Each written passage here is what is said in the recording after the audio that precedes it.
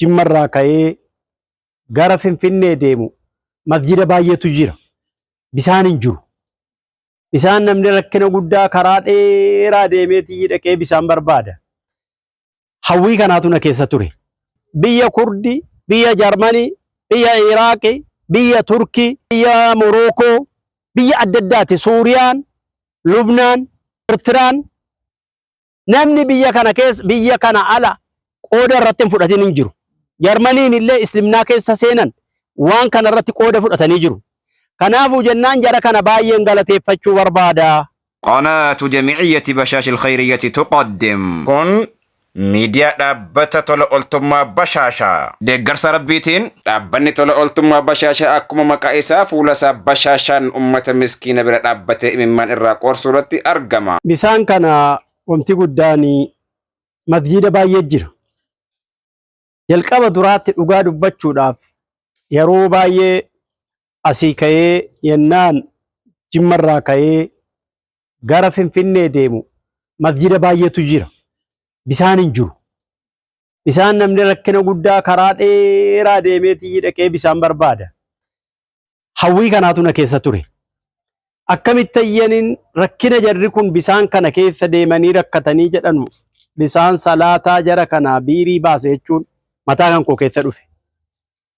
Kanarraa jalqabee ayyaaniin bisaan kana jalqabee yennaan bisaan kana tokko hojjechiisee jedhu bisaan kana footoo isaa kana viidiyoo isaa kana nama agarsiisuu jalqabe. Akkana kanatti bisaan viidiyoo ilaalee namni kan keenya rakkina bisaanii qaba.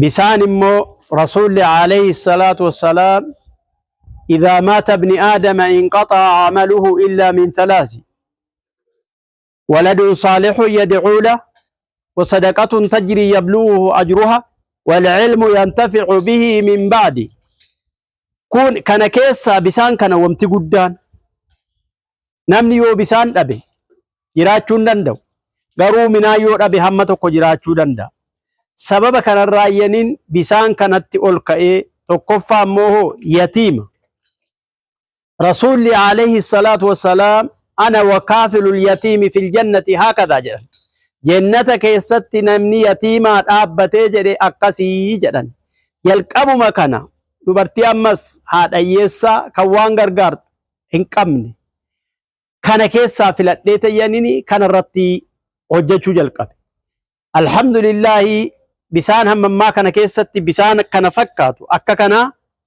بسان أفرتمي سجل hojjetamee jira.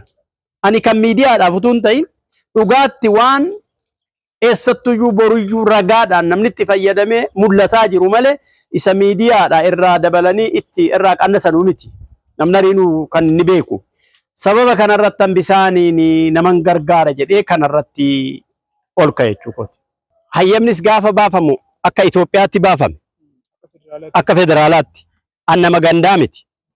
وان اكا رسول عليه الصلاة والسلام جدن اتي كل رطب كبد صدقة جدن بننسى اللي هتو نما اللي هتو يهودا هتو مسلمة هتو كريستان هتو كن دافوجو نمني اكا نموماتي نما دابچود گندت تدالتي قفامتي فوردورتو يو ربي تايسي غرغارسا توكو توكو اللي نمني وان كان ارغو وان كان ادغو فوردورتي ماشينين توكو بيتامي Itoophiyaa keessatti akka federaalaatti bakka bisaan hin jirre bakka namni bisaan rakkataa jiru bisaan bal'inaan baasuudha fedhiin kan koo yoo Rabbi jedhe hawwiin kan koo kan hin halkaniif guyyaa yaadu fedhii bisaaniiti bisaan kana maashiniidhaan bakka hundaan ga'uudha kan hin barbaadu.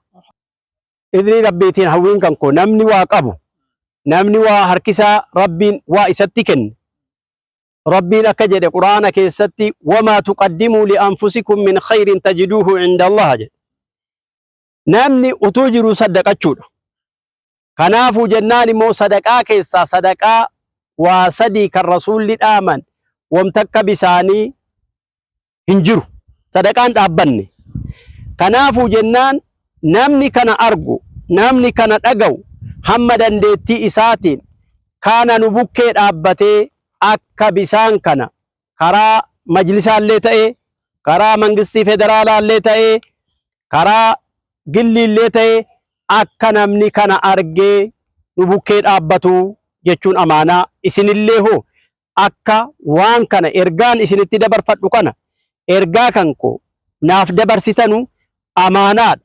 Amaanaa jechuun immoo kamiinuu ta'ee rabbiin addul amaanata ilaa ahlihaa jedhe. Wamti nagaafattaniittu waan nagaafattan kana akka bal'inaan naaf dhiyeessitanii, naaf dhiyeessu jechuun rakkinni ummata keenyaa, rakkinni bisaanii kun akka inni hiikamu kanan barbaada. Qaamni an as keessatti galateeffadhu tokkoffaa amma itti deebi'ee Dr. Jeelaan rabbiin umrii isaanii nuuf dheeressu, rabbiin hamma jireenyi bareeddu rabbiin isaan haa jiraachisu. Kana wamti isaanillee waan kana amma yookii irraanfataniiru namichi waa khayrii godhu tokko yaadatu isa godhameeftuyyuu yaadata. Kana keessa amma namni biyya Kurdi, biyya Jarmanii, biyya Iraaqi, biyya Turkii, biyya Morookoo, biyya adda addaati, Suuriyaan, Lubnaan, namni biyya Eertiraan, namni biyya kana keessa, biyya kana ala qooda irratti hin fudhatin hin jiru. Jarmaniin illee Islimnaa keessa seenan waan kana irratti qooda fudhatanii jiru. Kanaafuu jennaan jara kana baay'een galateeffachuu barbaada. Warra biyya alaa jiran, warra biyya keessaa kan immoo fuulduratti atamanna nan hawwa akka jarri kun kana irratti qooda fudhatanii waan kana wajjiniin guddifnee itti gammannee rabbi biratti kana jannata isaallee kajeellu